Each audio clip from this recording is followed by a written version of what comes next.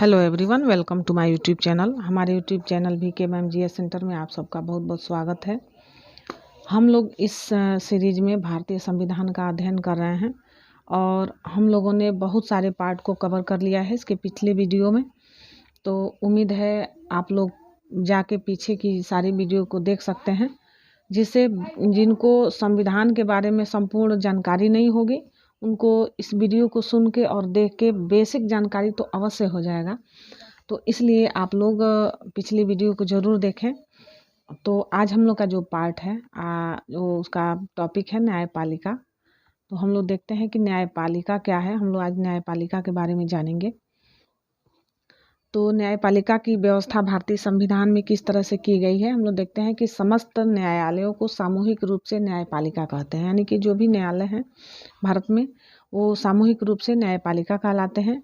न्यायालयों में सख्त विभाजन नहीं होता है। भारतीय न्याय प्रणाली में छोटे छोटे न्यायालयों के ऊपर प्रत्येक जिले का जिला न्यायालय, उसके ऊपर राज्यों के उच्च न्यायालय या हाई कोर्ट, सबसे ऊपर सर्वोच्च न्यायालय या सुप्रीम कोर्ट होता है। तो इस तरह से जो सुप्रीम कोर्ट होता है वो सर्वोच्च न्यायालय होता है, सुप्रीम कोर्ट होता है सबसे सुप्रीम होता है। और उसके नीचे जो भी राज्य हैं उनमें प्रत्येक राज्यों में क्या है कि प्रत्येक राज्यों में भी उच्च न्यायालय हैं, यानी कि हाई कोर्ट हैं। कहीं पे हाई कोर्ट की संख्या 1 है, किसी प्रदेश में 2 है। और उसके नीचे जिला न्यायालय होता है। और जिला न्यायालय जो होता है वह जिले में प्रत्येक जिले में एक जिला न्यायालय अवश्य होता है। सर्वोच्च न्यायालय या सुप्रीम कोर्ट के बारे में हम लोग जानेंगे कि यह सुप्रीम कोर्ट जो है भारत का, यह कहाँ पे है। तो यह जो सुप्रीम कोर्ट है दिल्ली में स्थित है। भारत की न्यायपालिका जो न्यायिक व्यवस्था होती है वह इकहरी और एकीकृत होती है। इसके सर्वोच्च शिखर पर भारत का सर्वोच्च न्यायालय होता है। तो इस तरह से जो भारत का सर्वोच्च न्यायालय है वह दिल्ली में स्थित है। सर्वोच्च न्यायालय की स्थापना, गठन, अधिकारिता, शक्तियों के विनियमन से संबंधित विधि निर्माण की शक्ति भारतीय संसद को प्राप्त है। सर्वोच्च न्यायालय का गठन संबंधी प्रावधान अनुच्छेद 124 में किया गया है। तो इस तरह से जो भारत का सर्वोच्च न्यायालय है इसके बारे में जो भी प्रावधान है वह अनुच्छेद 124 में वर्णित है। सर्वोच्च न्यायालय न्यायाधीशों की संख्या संशोधन विधेयक 2019 के अनुसार सर्वोच्च न्यायालय में एक मुख्य न्यायाधीश तथा 33 अन्य न्यायाधीश हैं, यानी कि जो सर्वोच्च न्यायालय है इसमें एक मुख्य न्यायाधीश होते हैं और 33 अन्य न्यायाधीश होते हैं। एक नोट हम लोग देखेंगे कि सर्वोच्च न्यायालय में मुख्य न्यायाधीश सहित कुल 8 न्यायाधीशों की व्यवस्था संविधान में मूलतः की गई थी। बाद में काम के बढ़ते हुए दबाव के देखते हुए 1956 ईस्वी में सर्वोच्च न्यायालय अधिनियम में संशोधन कर न्यायाधीशों की संख्या बढ़ाकर 11 कर दी गई। तदुपरांत 1960 में यह संख्या पुनः बढ़ाकर 14 और 1978 में 18 तथा 1986 में इनकी संख्या 26 एवं 1909 में इनकी संख्या 31 कर दी गई थी। अब सर्वोच्च न्यायालय के न्यायाधीशों की नियुक्ति कैसे होती है हम लोग देखते हैं। हम लोग पिछले पार्ट में राष्ट्रपति की शक्तियों को पढ़ चुके हैं, जान चुके हैं। तो यहाँ पे जो राष्ट्रपति की शक्तियाँ हैं वह न्यायाधीशों की नियुक्ति के लिए होती हैं। यहाँ पे जो राष्ट्रपति होते हैं सर्वोच्च न्यायालय के न्यायाधीशों की नियुक्ति करते हैं। तो सर्वोच्च न्यायालय के समस्त न्यायाधीशों की नियुक्ति राष्ट्रपति के द्वारा होती है। मुख्य न्यायाधीश की नियुक्ति करते समय वह उसी न्यायालय के अन्य न्यायाधीशों के परामर्श करते हैं, परंतु अन्य न्यायाधीश की नियुक्ति राष्ट्रपति सदैव मुख्य न्यायाधीश के परामर्श से करते हैं। वह चाहें तो सर्वोच्च न्यायालय एवं राज्य के उच्च न्यायालय के अन्य न्यायाधीश से भी परामर्श कर सकते हैं। इसका प्रावधान जो दिया है अनुच्छेद 124(2) में किया गया है। सर्वोच्च न्यायालय के न्यायाधीश बनने के लिए न्यूनतम आयु सीमा जो होती है वह निर्धारित नहीं की गई है। एक बार नियुक्त होने के बाद उनकी अवकाश ग्रहण करने की आयु 65 वर्ष होती है। सर्वोच्च न्यायालय के न्यायाधीशों को पद एवं गोपनीयता की शपथ राष्ट्रपति दिलाता है, यानी कि जो सर्वोच्च न्यायालय के न्यायाधीश होते हैं उनको पद और गोपनीयता की जो शपथ होता है वो राष्ट्रपति दिलाते हैं। अब हम लोग देखेंगे सर्वोच्च न्यायालय के न्यायाधीश के लिए योग्यताएं। तो पहली योग्यता है वह भारत का नागरिक हो। दूसरी योग्यता हो वह किसी उच्च न्यायालय अथवा 2 या 2 से अधिक न्यायालयों में लगातार कम से कम 5 वर्षों तक न्यायाधीश के रूप में कार्य कर चुका हो, या किसी उच्च न्यायालय या न्यायालयों में लगातार 10 वर्षों तक अधिवक्ता रह चुका हो, या राष्ट्रपति की दृष्टि में कानून का उच्च कोटि का ज्ञाता हो। तो इसमें से कोई भी ऑप्शन हो सकता है सर्वोच्च न्यायालय के न्यायाधीश बनने के लिए। अब सर्वोच्च न्यायालय के न्यायाधीश को वेतन और भत्ते क्या दिए जाते हैं, इनके बारे में हम लोग जानेंगे। इसका प्रावधान अनुच्छेद 125 में किया गया है। सर्वोच्च न्यायालय के जो मुख्य न्यायाधीश होते हैं उनको प्रतिमाह कितना मिलता है? सर्वोच्च न्यायालय के मुख्य न्यायाधीश को 2,80,000 प्रतिमाह व अन्य न्यायाधीशों को 2,50,000 प्रतिमाह वेतन दिया जाता है। इसके अलावे उन्हें निःशुल्क आवास और अन्य सुविधाएं मिलती हैं, जैसे चिकित्सा, कार, टेलीफोन आदि की व्यवस्था मिलती है। न्यायाधीशों का वेतन एवं उससे मिलने वाली अन्य सुविधाएं उसके कार्यकाल में कम नहीं किया जा सकता, यानी कि जो भी न्यायाधीश होते हैं उनके कार्यकाल में यह सुविधाएं कम नहीं की जा सकती हैं। सेवानिवृत्त मुख्य न्यायाधीश एवं अन्य न्यायाधीशों का पेंशन उनके अंतिम माह के वेतन का 50% निर्धारित होता है।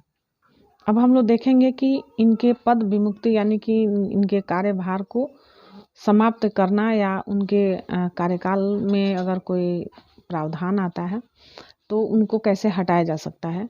सर्वोच्च न्यायालय के न्यायाधीश की पद विमुक्ति के लिए संसद के दोनों सदन एक प्रस्ताव पारित करते हैं, जिसे प्रार्थना कहते हैं, जिसमें वह किसी न्यायाधीश को सिद्ध भ्रष्टाचार अथवा असमर्थता के कारण पद से हटाना चाहते हैं।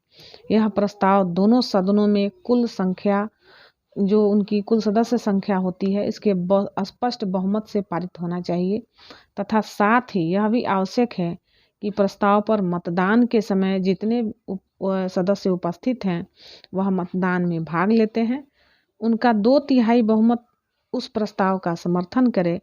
जब इस प्रकार पास हुआ प्रस्ताव संसद राष्ट्रपति के पास प्रार्थना यानी कि समावेदन के रूप में भेजती है, तभी वह आदेश जारी करके संबंध न्यायाधीश को हटा सकते हैं। तो ये प्रक्रिया है जिसके तहत राष्ट्रपति को पद विमुक्त किया जा सकता है। यहाँ पे एक नोट हम लोग देखेंगे कि पद विमुक्ति प्रस्ताव 100 सदस्यों यानी लोकसभा के मामले में यह 50 सदस्यों और राज्यसभा के मामले में जो है इसके द्वारा हस्ताक्षर करने के बाद अध्यक्ष राष्ट्रपति को दिया जाना चाहिए।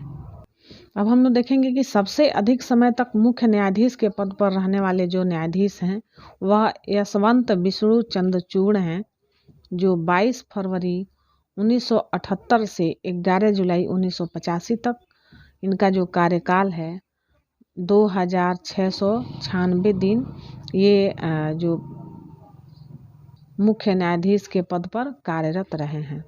सबसे कम समय तक मुख्य न्यायाधीश के पद पर रहने वाले न्यायाधीश जो हैं कमल नारायण सिंह हैं। इनका कार्यकाल 25 नवंबर 1991 से 12 दिसंबर 1991 तक यानी 17 दिन का कार्यकाल था। एक नोट देखते हैं हम लोग कि जब भारतीय न्यायिक पद्धति में लोकहित यानी मुकदमा PIL लाया गया तब भारत के मुख्य जो न्यायमूर्ति PN भगवती थे, यानी कि जब लोकहित मुकदमा लाया गया PIL तो उस समय जो न्यायमूर्ति थे वह PN भगवती थे। सर्वोच्च न्यायालय के जो न्यायाधीश होते हैं उनका अवकाश प्राप्त करने के बाद भारत में किसी भी न्यायालय या किसी भी अधिकारी के सामने वकालत नहीं कर सकते हैं, यानी कि वो अवकाश प्राप्त करने के बाद किसी भी न्यायालय में वकालत नहीं कर सकते हैं। मुख्य न्यायाधीश राष्ट्रपति की पूर्व स्वीकृति लेकर दिल्ली के अतिरिक्त अन्य किसी स्थान पर सर्वोच्च न्यायालय की बैठकें बुला सकता है। अब तक हैदराबाद और श्रीनगर में इस प्रकार की बैठकें आयोजित की जा चुकी हैं। तो प्रश्न में कभी भी इस तरह से पूछा जा सकता है कि सर्वोच्च न्यायालय की जो बैठकें आयोजित हुई हैं वह कहाँ कहाँ हुई हैं, तो अब तक जो हुआ है हैदराबाद और श्रीनगर में हुआ है। अब हम लोग देखते हैं कि सर्वोच्च न्यायालय का क्षेत्राधिकार क्या है। तो इनका जो क्षेत्राधिकार है वह पहला है प्रारंभिक क्षेत्राधिकार। तो इसमें क्या होता है, इसमें कौन से मामले होते हैं, तो इसमें जो मामले होते हैं भारत संघ तथा एक या एक से अधिक राज्यों के मध्य उत्पन्न विवादों में। दूसरा है भारत संघ तथा कोई एक राज्य या अनेक राज्यों और एक या एक से अधिक राज्यों के बीच विवादों में। तीसरा है दो या दो से अधिक राज्यों के बीच ऐसे विवाद में जिसमें उनके वैधानिक अधिकारों का प्रश्न निहित है। तो इस तरह से जो भारत जो है एक राज्यों का संघ है, तो यहाँ पे जब भी सर्वोच्च न्यायालय के क्षेत्राधिकार की बात आती है, तो जब भी विवाद उत्पन्न होते हैं तो सर्वोच्च न्यायालय उसके बारे में सुनवाई करता है। अब दूसरा है, हम देखते हैं कि प्रारंभिक क्षेत्राधिकार के अंतर्गत सर्वोच्च न्यायालय है उसी विवाद को निर्णय के लिए स्वीकार करेगा जिसमें किसी तथ्य या विधि का प्रश्न शामिल होता है। दूसरा है अपीलीय क्षेत्राधिकार। देश का सबसे बड़ा अपीलीय न्यायालय सर्वोच्च न्यायालय है। इसे भारत के सभी उच्च न्यायालयों के निर्णय के विरुद्ध अपील सुनने का अधिकार है। इसके अंतर्गत 3 प्रकार के प्रकरण आते हैं। पहला है संवैधानिक, दूसरा दीवानी और तीसरा है फौजदारी। उसके बाद तीसरा अधिकार जो है परामर्शदात्री क्षेत्राधिकार। राष्ट्रपति को यह अधिकार है कि वह सार्वजनिक महत्व के विवादों पर सर्वोच्च न्यायालय का परामर्श मांग सकता है। इसका जो प्रावधान है अनुच्छेद 143 में हुआ है। न्यायालय के परामर्श को स्वीकार या अस्वीकार करना राष्ट्रपति के विवेक पर निर्भर करता है। उसके बाद है पुनर्विचार संबंधी क्षेत्राधिकार। पुनर्विचार संबंधी जो क्षेत्राधिकार है, इसके अंतर्गत संविधान के अनुच्छेद 137 के अनुसार सर्वोच्च न्यायालय को एक अधिकार प्राप्त है कि वह स्वयं द्वारा दिए गए आदेश या निर्णय पर पुनर्विचार कर सके तथा यदि उचित समझे तो उसमें आवश्यक परिवर्तन कर सकता है। यानी 5वां है अभिलेख न्यायालय। संविधान का अनुच्छेद 129 सर्वोच्च न्यायालय को अभिलेख न्यायालय का स्थान प्रदान करता है। इसका आशय यह है कि न्यायालय के सभी निर्णयों को रिकॉर्ड या अभिलेख के रूप में सुरक्षित रखा जाता है। इन विषयों को भविष्य में देश के किसी भी न्यायालय में नजीर के रूप में पेश किया जा सकता है। मौलिक अधिकारों का रक्षक। भारत का जो सर्वोच्च न्यायालय है नागरिकों के मौलिक अधिकारों का रक्षक है।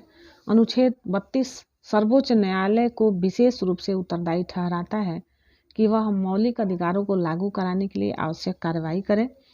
न्यायालय मौलिक अधिकारों की रक्षा के लिए बंदी प्रत्यक्षीकरण, परमादेश, प्रतिषेध, अधिकार परीक्षा लेख और उत्प्रेषण के लेख जारी कर सकते हैं। सर्वोच्च न्यायालय में संविधान के निर्वाचन होता है। इंटरप्रिटेशन से संबंधित मामले की सुनवाई करने के लिए न्यायाधीशों की संख्या कम से कम 5 होनी चाहिए। इसका प्रावधान जो हुआ है अनुच्छेद 145(3) में किया गया है। अब हम लोग उच्च न्यायालय के बारे में जानेंगे कि उच्च न्यायालय जो है वह क्या है। उच्च न्यायालय संविधान के अनुसार प्रत्येक राज्य के लिए एक उच्च न्यायालय होगा। इसका प्रावधान अनुच्छेद 214 में है। लेकिन संसद विधि या दो से अधिक राज्यों और किसी संघ राज्य के क्षेत्र के लिए एक ही उच्च न्यायालय स्थापित कर सकती है। इसका प्रावधान अनुच्छेद 231 में किया गया है।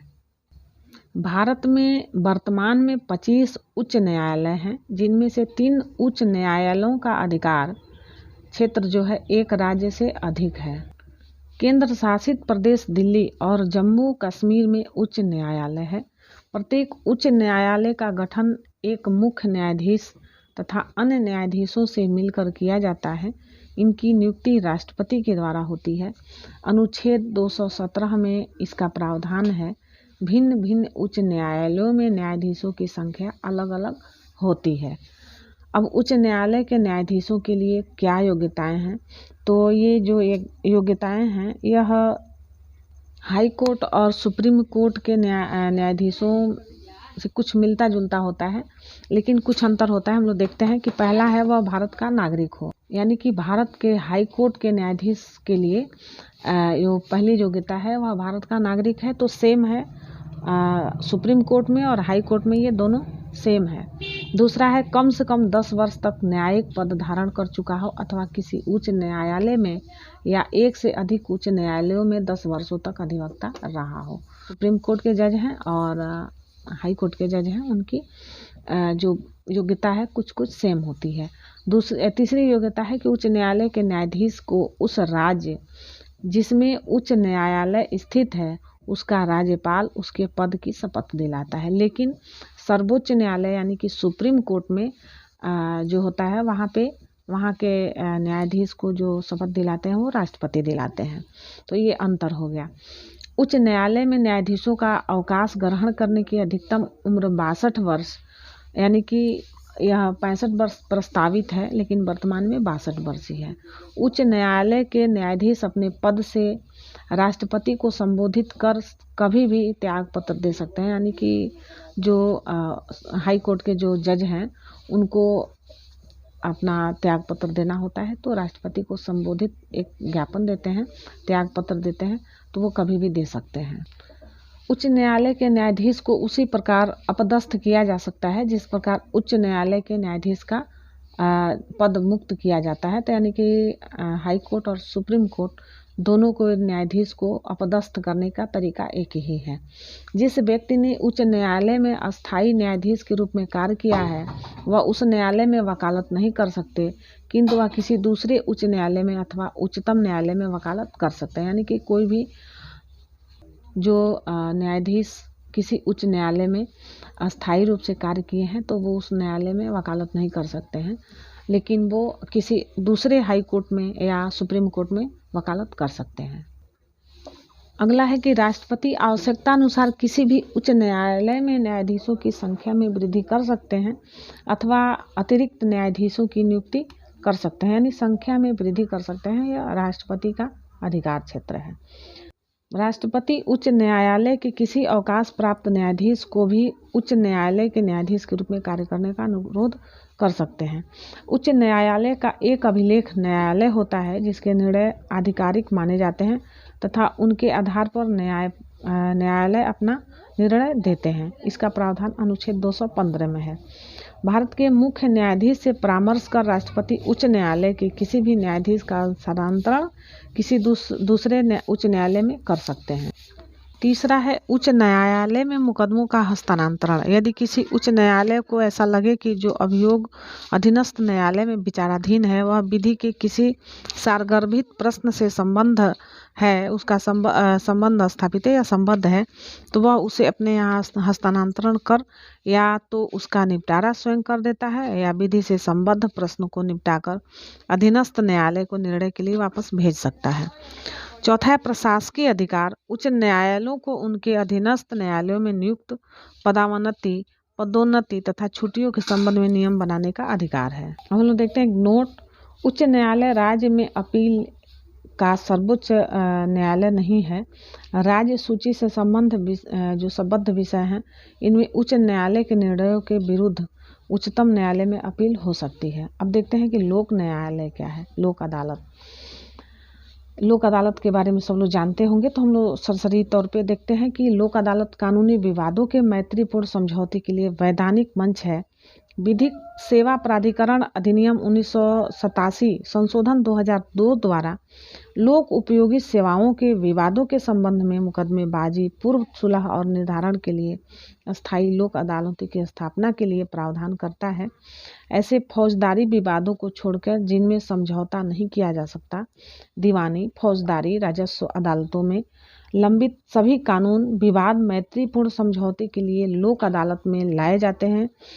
कानूनी विवादों को लोक अदालतें मुकदमा दायर करने से पूर्व ही अपने यहाँ स्वीकार कर सकती हैं। लोक अदालत के निर्णय अन्य किसी दीवानी न्यायालय के समान ही दोनों पक्षों पर लागू होते हैं। यह निर्णय अंतिम होता है। लोक अदालतों द्वारा दिए गए निर्णय को विरुद्ध अपील नहीं की जा सकती। यानी कि एक बहुत बड़ा यह जो लोक अदालत का जो भूमिका है यह बहुत बड़ी है। यानी कि जो मामले लोक अदालत में निपटा लिए जाते हैं उनको कभी भी हम हाई कोर्ट और सुप्रीम कोर्ट में या किसी अन्य कोर्ट में नहीं लेके जा सकते हैं। देश के लगभग सभी जिलों में अस्थायी तथा सतत लोक अदालतें स्थापित की गई हैं। लोक अदालतों से रुपए 5 लाख तक के दावे पर विचार कर सकती है। नोट है, दिल्ली में पहली लोक अदालत अक्टूबर 1985 को बैठी थी तथा इसमें एक दिन में दुर्घटना के शिकार लोगों को मुआवजे संबंधित 150 मामले निपटाए गए थे। अगला है उपभोक्ता संरक्षण। भारत सरकार की उपभोक्ताओं के हितों के संरक्षण के लिए जो है उपभोक्ता संरक्षण अधिनियम 1986 पारित किया गया। उपभोक्ता समस्याओं के निपटारे के लिए जिला स्तर पर जिला फोरम, राज्य स्तर पर राज्य उपभोक्ता विवाद निवारण आयोग तथा राष्ट्रीय स्तर पर राष्ट्रीय उपभोक्ता विवाद निवारण आयोग का गठन किया गया है।